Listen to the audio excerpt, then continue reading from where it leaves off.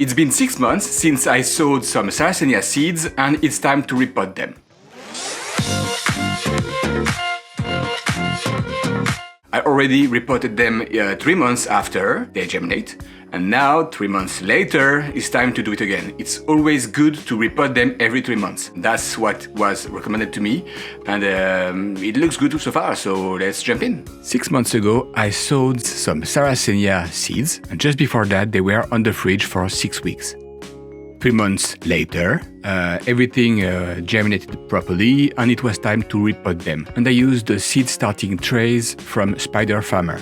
When you don't have a lot of space, these tiny trays are quite efficient and you can put a lot in the plant display. So it's under grow light and it's 24/7 on. So lights always on, fertilizing twice a week. And yeah, a lot of seedlings here. And 6 months later, so today, it's time to repot them.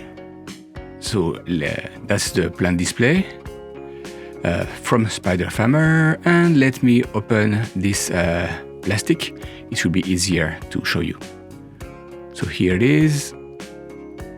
Look how beautiful. Oh yes, put some fungus gnat traps because they go crazy. I should use some nematode probably, but that will do. So let me show you those mini trays. First, the Sarracenia. As you see, this is the main one, the oldest seeds, and they are growing quite nicely, like very nice after 6 months. And those trays are nice, but now it's time. They need the plants need more room for the roots. Literally, as you see here, everybody is growing nicely. Some are slower than others, but most will. They are due for a repot. It's good to repot every 3 to 6 months. Especially since if you, like me, didn't put enough perlite and you used almost only peat moss, the roots are not growing properly, so it's time. It's really from the start.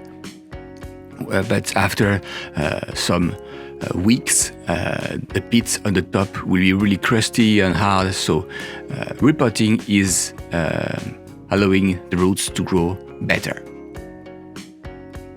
Look at this one. Some are quite nice actually, but I will sort them when I repot. And because they are under grow light but LED, even if they go taller, they won't burn, so it's good. But first, let's remove this, and if I have enough pots, I will take care of these ones too, but there is a lot of work here. First thing first, the substrate. 50-50, go crazy with the perlite. Really, you cannot have too much. So 50-50 peat moss perlite, that's gonna be a good mix. And use bigger pot, obviously. So as you see, it's, I don't know if I can show you. Yeah, at probably twice more volume, substrate volume. So that's gonna be good. And when they are repotted in it, they should be able to grow better roots. So first, remove all the old substrate. Not all, but you can at least remove most of it. So let me show you.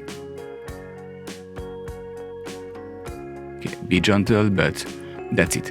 You can literally keep this or wash it and have that. I prefer personally that. So a hard repot, better the roots, the substrate, there is less fungus gnat larvae on it, everybody wins. So let me show you. Here it is. Water from the top at the beginning for the roots to really be in contact with the substrate, and don't forget the name tag. And you can always reuse the trays from the mini seed trays. You can fit 4 pots. in it, so it's always good if you need more room. So here you see that I'm missing some pots here because I ran out of square pots. So I will need to order more, but so far so good. As you see, loaded with perlites, and they sit in water. And I have so many tulip pots.